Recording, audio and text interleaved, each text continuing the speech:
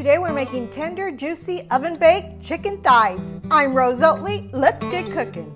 Today I'm working with skin-on, bone-in chicken thighs. It's about 2 pounds. The skin will add a rich, crispy texture that elevates the entire dish, while the bone helps keep the meat juicy and tender as it cooks. You want to trim off any loose, excess skin. We want it to look fantastic without any hang-ups, ready to soak up all those amazing seasonings. After rinsing your thighs, make sure to pat them dry to remove any moisture. To make this dish even heartier, I'm adding some small golden potatoes. I'll cut them in half to ensure they cook evenly and soak up all those delicious flavors. Let's toss these beauties right into our baking dish alongside the chicken thighs.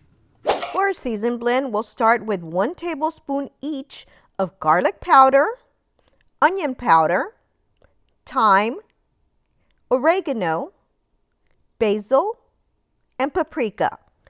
And for those who like a little kick, I'm adding half a tablespoon of cayenne pepper. Now, if you prefer it milder, you can stick to just 1 teaspoon or even skip the cayenne pepper altogether. Oh, and let's not forget about the smoky goodness. I'll also add 1 tablespoon of smoked paprika for that extra depth of flavor. You can sprinkle in a teaspoon of salt and pepper now, or save it to season the thighs directly for more control. Just remember, you don't want to skip this essential step. Now let's mix it all together until everything is well combined. Next up, drizzle some avocado oil or oil of your choice over the chicken and potatoes. This will help our spice blend stick and give everything that beautiful golden finish as it bakes. Now generously, we'll sprinkle our spice blend all over the chicken and potatoes. Don't be shy. Cover every nook and cranny. Remember, we want that flavor to penetrate deeply, so make sure to do this on both sides of the chicken thighs. Flip them over and give them some love on the other side too. I don't want to waste it, so I'm using it all, but you don't have to add as much as I am. It's up to you. If you haven't already, make sure you add salt and pepper to taste as well. I'm going to cover and marinate them for 30 minutes. If you want to amp up the flavor, leave them in the fridge overnight. After marinating, pop them in the oven at 400 degrees Fahrenheit or 204 degrees Celsius for 25 minutes.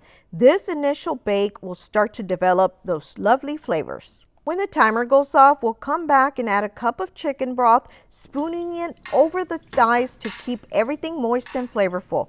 Then we'll crank up the heat. We're going to broil them on high for 4 minutes. This final touch will give the chicken that irresistible crispy finish. Our chicken thighs are done. Your internal temperature should be 165 degrees Fahrenheit or 74 degrees Celsius. These are perfectly golden and crispy. Now let's go plate. I'm serving mine with some fresh green beans, which you can find the recipe for on my page as well. All right, it's time to cut into this deliciousness and give it a try. I can't wait to dig in. All right, friends, it's time to go in for the taste test. Look at how nice and juicy this is. Oh my gosh, this is so good.